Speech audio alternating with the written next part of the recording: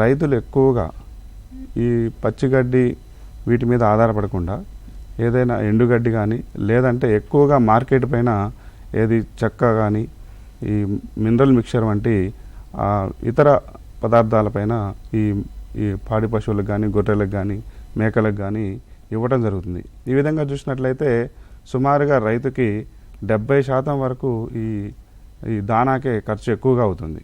కాబట్టి ఈ పాడి పరిశ్రమలో ఎంతైతే లాభమైందో అదేవిధంగా ఈ దానా వల్ల కూడా అంతే ఖర్చు అవ్వటం జరుగుతుంది. అయితే దీనికి ప్రత్యామ్నాయంగా రైతులు ఒకటి ఆలోచించాల్సింది ఏంటంటే ఈ దానా ఈ మినరల్ మిక్చరు ఇలాంటి వాటికంటే పచ్చిగడ్డి అనేది చాలా ఎక్కువ పోషకాలు, మినరల్స్, విటమిన్స్ అన్నీ కలిగింది. చాలా తక్కువ ఖర్చుతో మనకి ఈజీగా దొరికే మన ఈ పచ్చిగడ్డి ఉండగా మనం మార్కెట్ పైన ఆధారపడాల్సిన అవసరం లేదు. కేవలం పచ్చిగడ్డితో కూడా మనం పశు సంపదని మరియు గొర్రెల మేకల యొక్క అభివృద్ధిని చేసుకోవచ్చు.